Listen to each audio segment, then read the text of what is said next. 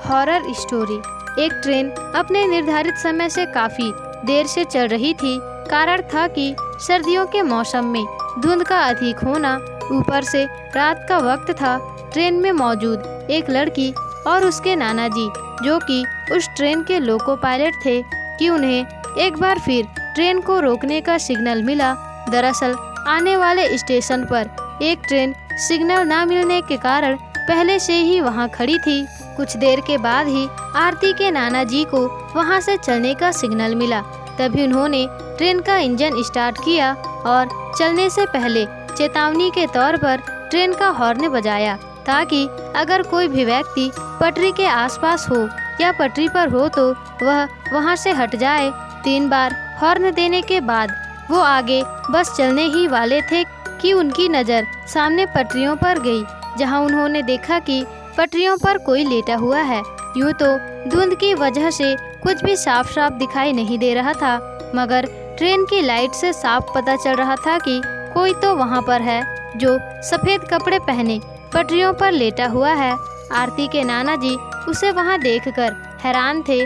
कायदे से तो उसे अब हॉर्न की आवाज़ सुनने के बाद पटरियों से हट जाना चाहिए था, मगर वो तो अपनी जगह से टस से मस नहीं हुआ। आरती के नाना जी ने ट्रेन के विंडो से उसे आवाज़ देते हुए कहा, अरे भाई, हॉर्न की आवाज़ सुनाई नहीं दे रही क्या? चलो अब हट भी जाओ पटरियों से। मगर उनके कई बार कहने के बावजूद भी वो वहीं ज्यों का त्यों ही पड़ा रहा। अब आरती के नाना जी को गुस्सा आने लगा। वो मन में ही सोच रहे थे कि ये कैसा आदमी है, इतनी तेज हॉर्न की आवाज़ सुनने के बाद भी इसे कुछ फर्क नहीं पड़ रहा। वो तो ये सोचते हुए ट्रेन से नीचे उतरे और वो उसकी ओर बढ़े। जब आरती के नाना जी उसके करीब पहुँचे तो उन्हें पता चला कि वो एक 15 से 16 साल का एक लड़का है। आरती के नाना जी ने फिर से उस लड़के से कहा, तुम्हें मेरी ही ट्रेन मिली थी मरने के लिए? ये बोलते हुए आरती के नाना जी आगे बढ़ ही रहे थे कि वो लड़का एकदम से खड़ा हो गया। उस लड़के को खड़ा होते देख आरती के नाना जी भी एकदम से रुक गए। आरती के नाना जी अभी उस पर चिल्ला ही रहे थे कि वो लड़का अजीब सी चाल में उनकी ओर बढ़ने लगा। पहले तो वो लड़का अपनी मुंडी झुकाए हुए आरती के नाना जी की तरफ बढ़ रहा था। जब वो आरती के नाना जी के करीब पहुंचा तो उसने अपनी मुंडी ऊपर की। उसकी नज़र सबसे पहले आरती के नाना जी के गर्दन पर पड़ी। वो लड़का आरती के नाना जी की गर्दन की ओर घूर ही रहा था कि तभी ट्रेन में मौजूद आरती के नाना जी के सहकर्मियों के चिल्लाने की आवाज़ उन्हें सुनाई दी। फिर जब उन्होंने पीछे मुड़कर देखा तो पाया कि उनके साथी उन्हें ट्रेन में तुरंत ही वापस आने के लिए कह रहे हैं। साथ ही वो काफी डरे हुए भी लग रहे थे। आरती के नाना जी समझ नहीं पा रहे थे कि अचानक ही उनके साथियों को क्या हो गया। उन्होंने अपने साथियों को जवाब देते हुए कहा, हाँ हाँ आता हूँ, पहले इस लड़के से तो निपट लूँ।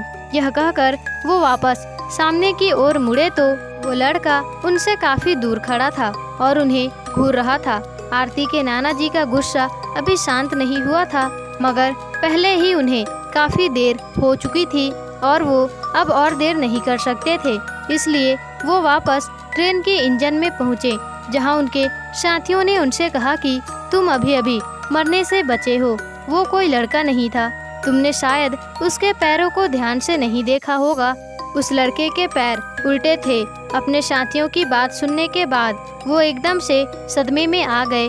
तभी उन्होंने मामले को गंभीरता से समझते हुए तुरंत ही ट्रेन स्टार्ट की और वो वहां से निकल गए। मगर रास्ते भर उनके मन में एक ही ख्याल आ रहा था कि वो तो मुझे कुछ भी कर सकता था। तभी उन्हें ध्यान आया कि वो लड़का उनकी गर्दन की तरफ देख रहा था।